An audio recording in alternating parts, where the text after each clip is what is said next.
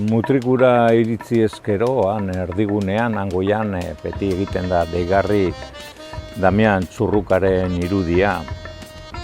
Lehenengo inpresioa edo bihozka da hari buruzko zerbait idaztea izan liteke edonorentzat. Nik ere hori kontakizunaren barruan sartu dut, kontakizuna benetako gertaeretan oinarritua dago, gertaerok ez dira mutrikun hain zuzen ere gertatu, gertatu egin ziren, dokumentu historikoen kontrabandoa izan da, eta beste ondareko beste elementu batzuen kontrabandoa, beraz nire pertsonaia nagusia honetarako sortu dudanak, bere burua halako sare dokumentu kontrabando edo dokumentu tratu salmenta eskutukoen sare batean ikusiko du bere burua, eta beraz alde horretatik poliziako edo beltzaren parte bat badu.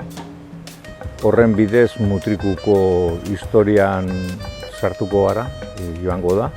Proiektuan helburua bai da pixka bat lan bat etxia, eta pixka zabaltzia, gure herriko kultura ohiturak beste herri batzuetara.